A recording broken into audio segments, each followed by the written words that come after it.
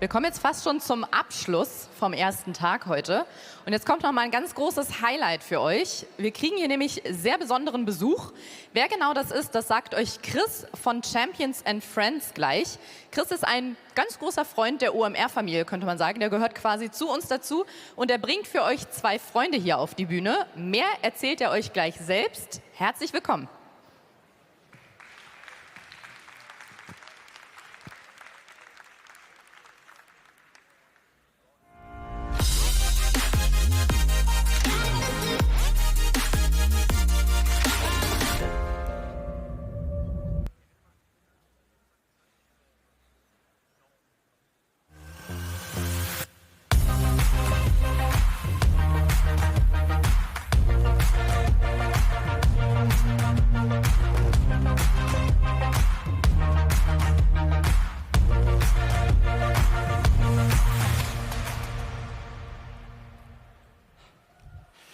All right. Hey, guys. So, my name is Chris, and I'm obviously excited to be here today, but even more thrilled to introduce you to 2 of my friends in just a minute. At Champions and Friends, we create extraordinary experiences. You saw some of them just behind me on the screen. And we also really emphasize on the community and trying to build up a network that supports us in all aspects of life. When it comes to us, we usually focus on the human connections and the human interaction. Today, we're actually going to talk about a global online community. So I'm excited to introduce you to Max and Ammar. Both of them just arrived from LA yesterday to share their incredible story with you today. So for the next 20 minutes, you'll be inspired by their selfless actions that they took, all of the money they managed to raise to really help the people in need at the border between Poland and the Ukraine, and really see what they could do with all of their community and the social media that they could leverage.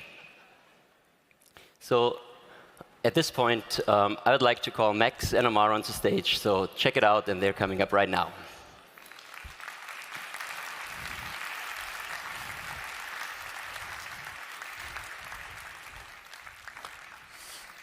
Hello, Hamburg. Hello, Thank you for everyone. having us. It was amazing. So it was just 3 days after the war started when Max sent me a message and he informed me that he simply couldn't handle it anymore and couldn't be at home, and he really wanted to travel to the border and see what he could do himself.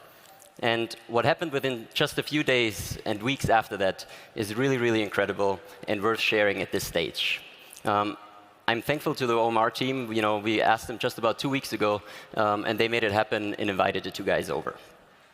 So if you guys don't know Max, Max is a humanitarian and also an event producer. So 1 week, he might be working with some of the sitting presidents and organizing events for the world leaders.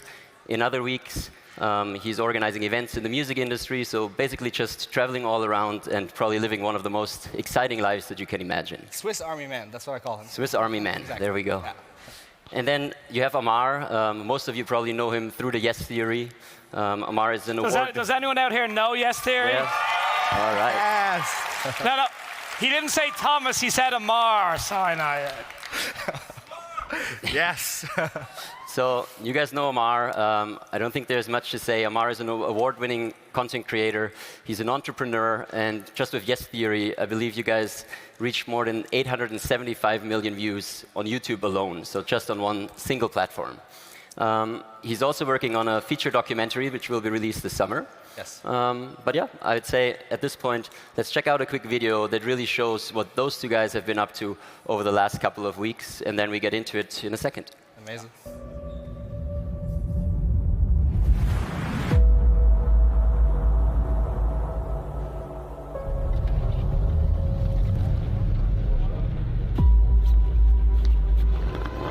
As the war goes on, the refugee crisis is growing. The UN estimates roughly 10 million people are either displaced inside Ukraine or have fled to other countries.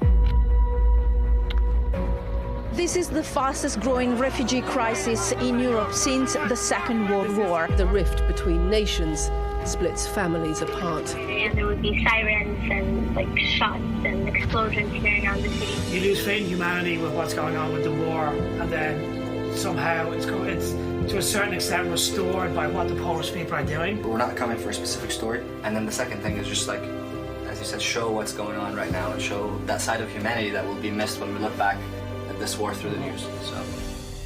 Мир. Нам не нужна война.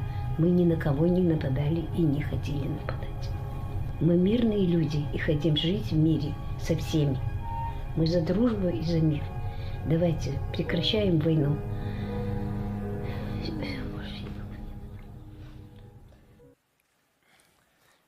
All right. I just, before we start, I just want to kick this off with just a quick moment of really looking around and realizing just how lucky we are to be safe, to be around each other, not to be worried that something might drop from the sky and kill us. So, yeah, I just want to make sure that we start this with a reality check and really be grateful for where we are today, and let's do a moment of silence for just everybody that is fighting for their freedom and fighting against oppression in the world.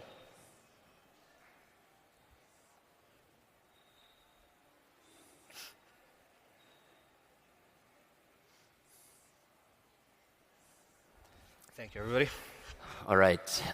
So to get into it, Max, I was talking about your busy and crazy life.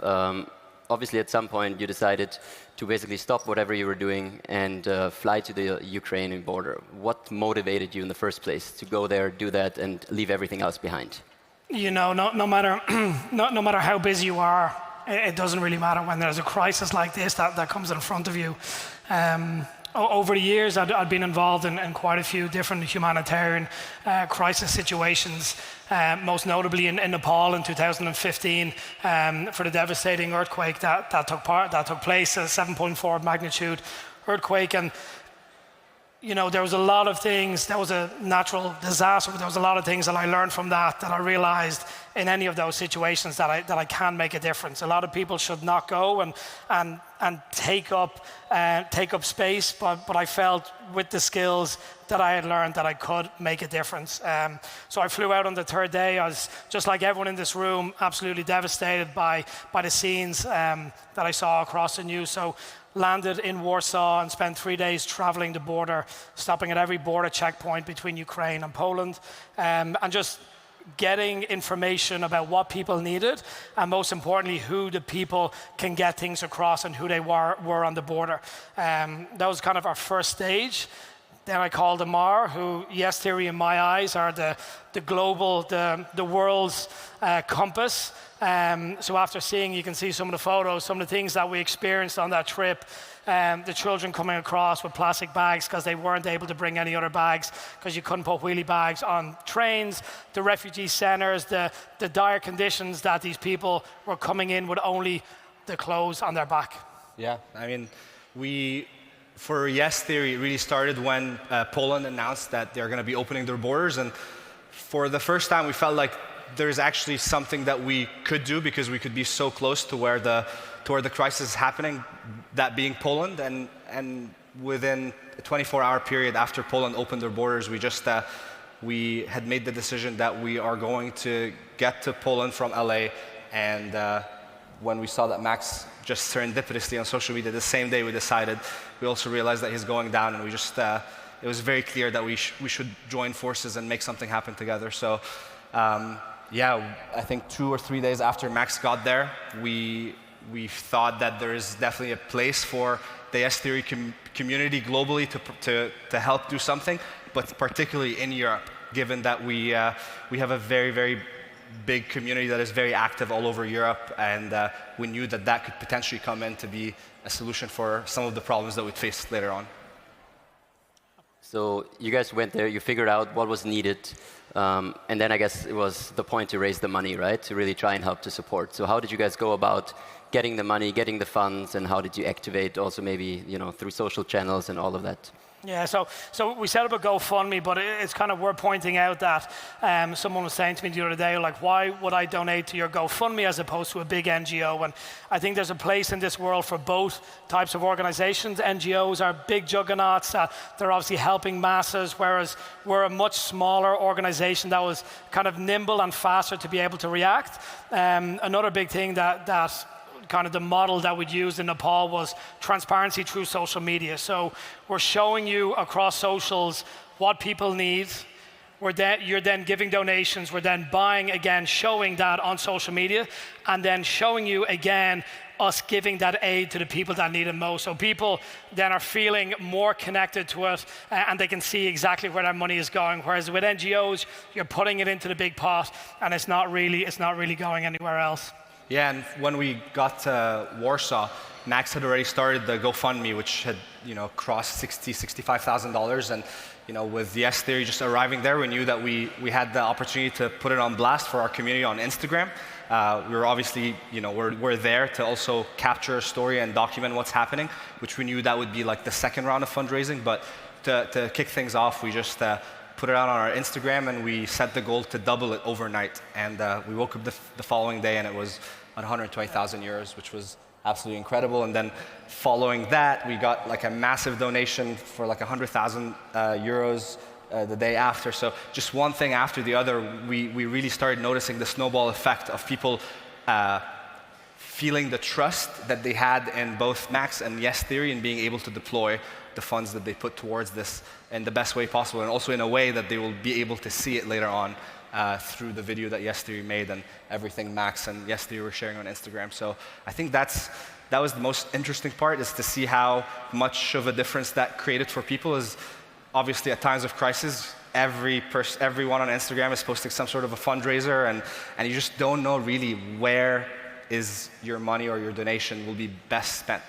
But for us, having the credibility and the trust that you have in having followed Max for years or having followed Yes Theory for years, you knew that you're most likely gonna make sure that your money gets to where it needs to be, which was the case, and we're very grateful that we could use the tools that we're all coming around today to discuss and figure out how we can better utilize it to create more impact or to sell things or to whatever it is. Like, I think we have just equally of a powerful opportunity to be using these tools to actually change lives and save lives in this case. So yeah, that's why it's pretty exciting that we get to share some of the inner workings with how the whole operation went with people who understand the space and could really. I feel like there's so much we can come up with in learnings for the future. Yeah.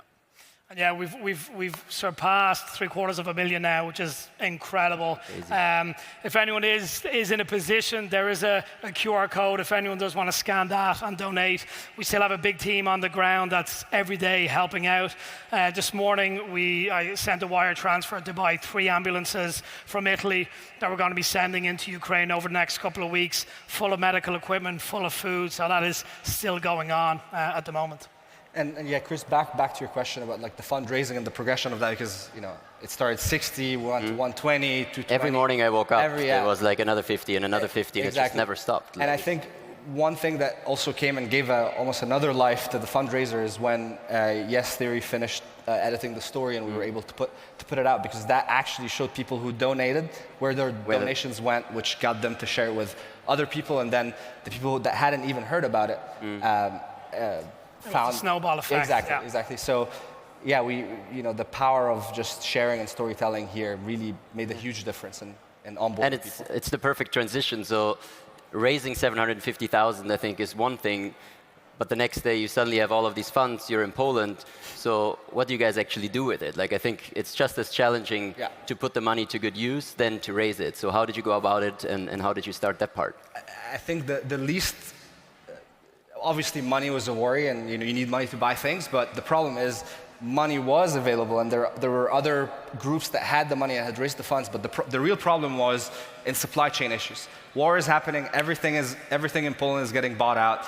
Some really essential supplies that were needed on the other side, we just couldn't source from there. And this is where I think the power of Team Ukraine Love really came through, because it wasn't about money. I think there's so many people out there that can raise money, but what we really had is this dedicated community that was willing to go above and beyond to actually make things happen. And one example, actually, the Yes Fam chapter in Berlin, which is our self-organized kind of Yes Theory yes theorists, people who just want to apply the lifestyle to themselves. They got together, and the second day we arrived there, I did a call with all the different chapters in Europe to explain the situation and kind of lay down what is it that we're going to need over the next few days. And the Yes Fam in Berlin, one of the top things that we needed were generators. Obviously, electricity was cutting off in Ukraine. They needed for hospital security checkpoints. Basically, every situation that you can imagine needing electricity, and there were no generators in Poland, but through that one call, the Yes Fam in Berlin, 3 of them managed to find 120 generators on Facebook Marketplace. This guy that was like outskirts of Berlin, and within the 12-hour period, they figured out transportation. They drove all the generators out from Berlin all the way into Warsaw, and I think the following day or a couple of days later, they were picked up and went straight into. And then within the next few days, then we had photos of those generators in Ukraine, and I think we were talking backstage there, and speaking about building community and how do you build community. It's not about building community bigger, it's about building community deeper. Yeah. And I think that is one of the biggest successes of Team Ukraine Love and the cornerstone in Yes Theory. And I think when people hear Yes Theory or like, oh my God, all these views or the amount of subscribers, or you think like, oh yeah, like of course it's easy for you guys to do this. But when you actually look at the data, you find that the 750,000 euros are generated by 9.9 thousand people. It's less than 10,000 people, and that's all what it took. And to Max's point, it really is. It's not about how big you blow up your numbers, but it's actually the actual influence that you have with a community that supports, what you're doing. And in our case, we were in luck to have the Yes Fam and to have all this support, and to realize that all the work that was put over the 7 years and really building deep with them was paying off. So I guess in all of this, you already answered a bit of the question when it comes to the team. Obviously, you guys are here now talking about it, but there was way more people involved. So Max, how did you start? You were there first. How did you create the team? Who joined you, and who was part of it? The beautiful thing about the team is we had 51 people in the end, 22 different nationalities. And people brought a bunch of different skills from every which direction. We had Gregor in Slovenia that was incredible at logistics, at sourcing items from all over the world. We had Mike and Courtney that were involved in event and music production, so they were able to just move things around super easy. AJ in the US that was sourcing medical supplies, procuring them through the team in Boston, getting them sent over. So the tentacles were running really deep, and yeah, that was one of the biggest successes we had. But I think one way the team came together, or a lot of the team came together, was literally through posting Instagram stories, being like, "Hey, the team is in Warsaw. We're in for the next X amount of days. We need this." And every day there would be like some story going out, being, "We need someone who can speak Ukrainian. We need someone who can speak Polish. We need someone who can speak both." And on a daily basis, we would just have a flow of messages, not just from people who were in Poland, people from all over Europe were offering to fly in to do that, and some of them did. We had people flying from Denmark, from the Netherlands, and obviously from Germany. So it really, again, to think about the tools that we have today, as we reflect on how crazy this war is getting and how crazy the weapon manufacturing is getting, you also realize that, like, this thing that you hold in your hand has all the power that you need to actually save a life. So I think it's an exciting time where we can really feel empowered by all these tools and hopefully decide to have the agency to do something about it. It's the first war where phones have really come in, where you're seeing first-hand accounts of what's going on the ground, and you're seeing in a situation where war crimes, where you never would have seen it, where you can get a first-hand account of exactly TikTok. What's going on. Yeah. So, other than raising money, obviously you guys also connected a lot of dots. You got a lot of work with brands and all of that stuff. There was one story that you told me. Max was just a week before, he was producing one of his events with Kanye West, and Elon Musk was part of the event. I don't know the details, but why don't you share it? I heard it's a your good friend story. Elon, right? Yeah, his best buddy. Long story short, through that, we ended up getting a call from SpaceX, who were trying to get Starlinks into the country, and they hadn't been able to. They just hit the ground. It was probably the second week at that stage, and we had a quite strong network with different corridors going in through the borders into Ukraine, and so we were able to get It was like 5,000 Starlinks into the country, which were incredibly valuable at that point to preempt being cut off from any communications, both on a military but at a civilian level as well. So that was a huge success story for us. Even now, like at that point, Starlinks were only sold. Starlinks are internet individual satellite systems that are the future. If you don't know about it, you might be in the wrong room, but no, you will soon. They're pretty incredible pieces of technology, but they're only sold in the US right now, and so they only had US adapters. So then being able to source those adapters, we became pretty strong at connecting the dots, and I think everyone in this room will appreciate the power of networking, and that really came through for us when we were in Poland with Team Ukraine Love. So, and as the war progressed, you guys changed how you were supporting, what you were doing. How did you guys go about it, and like why did you have to change the approach and the help you're giving?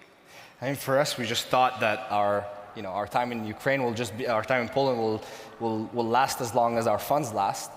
But the reality is our funds are not running out, and all the good people of this world are continuing to support and continuing to put. And our commitment was, especially coming from Max, because he's more of like running the day-to-day, is that Team Ukraine Love will continue to run until we run out of money, which is the case right now. To see the community that we've built in Poland before we left, and see the incredible work that they're still doing till this day is just extremely inspiring, and it gets us to say yes to something like this because we want to share all the incredible work that they've been doing, because it's they are the ones on the ground.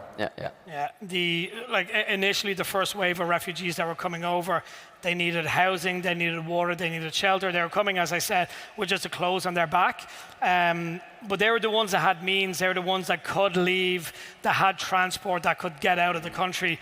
Unfortunately, the second wave were the ones that left last minute when the skies were unfortunately full of bombs, and then they left. What is happening now is that we were initially supporting those in Poland, refugees leaving, but now we're supporting IDPs in Ukraine, internally displaced people.